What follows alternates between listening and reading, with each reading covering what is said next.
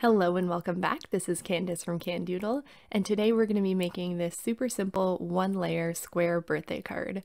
I have so many stamps, and my friend Michelle from Scrap Secrets has inspired me to start working through my stash and use some of the stamps that I haven't yet. So that is exactly what we're doing here today. So I have started with my Misty, and I'm getting the Concord 9th Bits and Pieces stamp set, which is the one we'll be using today. I'm taking that long rectangular brushstroke type piece, and I am going to kind of try and center that towards the bottom middle of my card.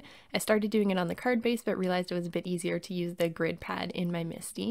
And then I'm going to season that because I don't think I've ever inked this before. And then I'm going to start stamping. So I have a few Altenew inks. I'm using Volcano Lake, Fresh Lemon, Coral Berry, and Ultramarine, but you'll see I don't end up using that purple, which is Hydrangea.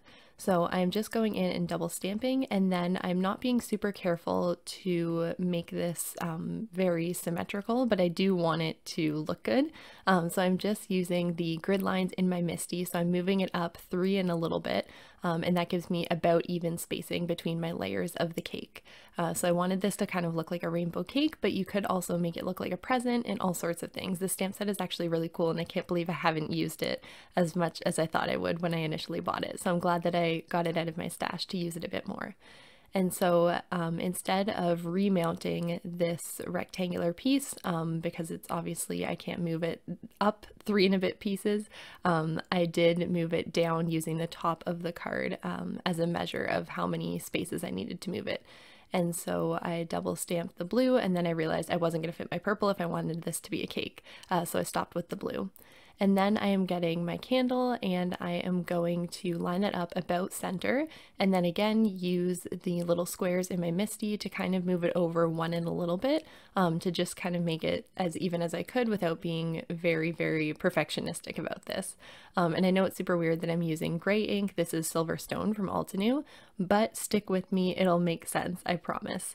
These candles aren't going to stay gray, or that would be a little bit weird.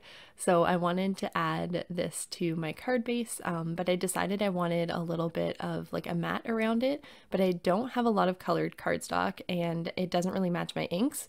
So something that I like to do is when I have my card base, I put just a scrap sheet of paper in between it, and then I can take one of the inks, whichever ink color I want it to kind of match, and go around with my blending brush. You could also do direct to paper with the ink pad, and that way it's going to create a perfectly matching background matte.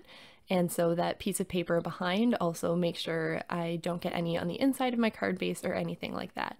So I just go all the way around the edges with my blending brush, but again, you could do direct to paper if that's easier for you, and then we have a perfect matching matte.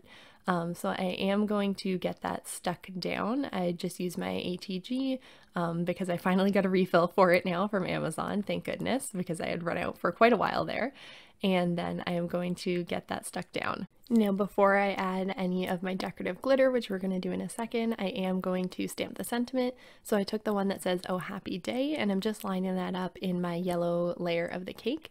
And just to make sure I have it in the spot that I wanted, I take my tracing paper to make sure everything is lined up so I have room to move it and I don't ruin my card after I've done all this work.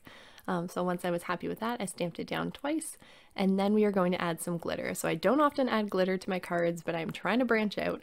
And so I got out my anti-static powder bag just in case, and then I'm using my Quickie glue pen, which is basically a pen that just puts a really thin layer of glue. So I did a couple candles at a time, and then I'm just taking some glitter. I have this Martha Stewart teal colored glitter, and tapping that on. I did a couple candles at a time, and I got smart towards the end and started using a coffee filter because, as you can see, that piece of paper was getting a little messy. And so I tapped it into there, and that way it was easier to put back in the container at the end.